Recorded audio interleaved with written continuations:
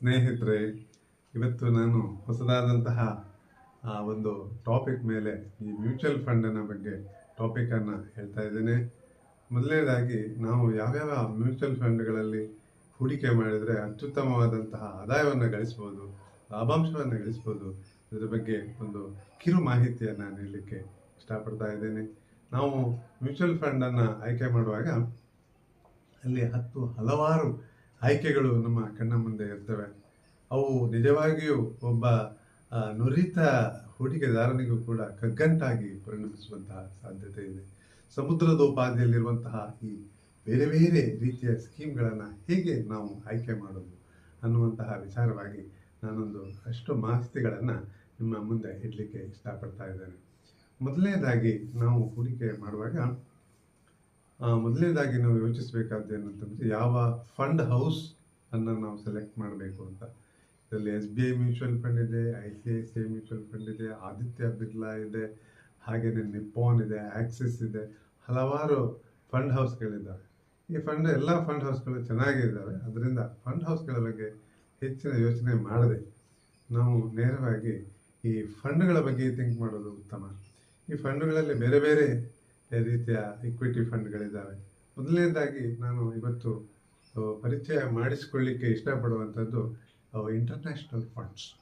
International funds ಅಂತ ಹೇಳಿದರೆ, ನಮ್ಮ ದೇಶದ ಆರ್ಥಿಕತೆಯ ಮೇಲೆ ಹೊಂದಿಕೊಳ್ಳದೇ ಇರತಕ್ಕಂತಹ ವಿದೇಶಿ ಈ ಸ್ಟಾಕ್ ಮಾರ್ಕೆಟ್ಗಳಲ್ಲಿ, ಶೇರ್ ಮಾರ್ಕೆಟ್ಗಳಲ್ಲಿ ಹೂಡಿಕೆಗಳನ್ನು ಮಾಡಿ ಸಾಕಷ್ಟು ಲಾಭಾಂಶವನ್ನು ಗಳಿಸಿರ್ತಕ್ಕಂತಹ ಕೆಲವೊಂದು ಸ್ಕೀಮ್ಗಳ ಬಗ್ಗೆ ನಾನು ಇವತ್ತು ಹೇಳಲಿಕ್ಕೆ ಇಷ್ಟಪಡ್ತಾ ಇದ್ದೇನೆ. ಮೊದಲನೇದಾಗಿ Nippon India Taiwan equity fund ಅನ್ನುವಂಥದ್ದು. ಈ ಫಂಡು ಸುಮಾರು ಒಂದು ವರ್ಷದಲ್ಲಿ 130% 130.32% ಲಾಭಾಂಶವನ್ನು ಗಳಿಸಿದೆ. ಇದು ನಮ್ಮ ಈ ಬ್ಯಾಂಕ್ FD ಅಥವಾ ಹೋಲಿಸಿದರೆ ನಮ್ಮ ಬ್ಯಾಂಕ್ FD ಹಬ್ಬ ಅಂದರೆ ಒಂದು 7% 8% ಇದು ಬಡ್ಡಿಯನ್ನು ಕೊಡ್ಬೋದು, ಬಡ್ಡಿಯ ದರ. ಆದರೆ ನಿಪ್ಪಾನ್ ಇಂಡಿಯಾ ತೈವಾನ್ ಫಂಡ್ ಅನ್ನುವಂತಹ ಒಂದು ಇಕ್ವಿಟಿ ಫಂಡ್ 130.32% ಅದ್ಭುತವಾದಂತಹ ಒಂದು ಲಾಭಾಂಶವನ್ನು ಕೊಟ್ಟಿದೆ ಅನ್ನುವಂಥದ್ದು. ಹಾಗೆಯೇ ಇನ್ನೊಂದು ಮ್ಯೂಚುವಲ್ ಫಂಡ್ ಆಗಿರ್ತಕ್ಕಂತಹ Motilal Oswal Nasdaq 100 fund of fund, ಇದು ಕೂಡ 68.48% ಲಾಭಾಂಶವನ್ನು ಒಂದು ವರ್ಷದಲ್ಲಿ ಅದು ಕೊಟ್ಟಿದೆ ಅಂತ ಹೇಳುವಂಥದ್ದು. ಅದರಿಂದ ಇಂತಹ ಮ್ಯೂಚುವಲ್ ಫಂಡ್ ಸ್ಕೀಮ್ಗಳಲ್ಲಿ ನೀವು ಆದಷ್ಟು ಹೂಡಿಕೆಗಳನ್ನು ಮಾಡಬೇಕು.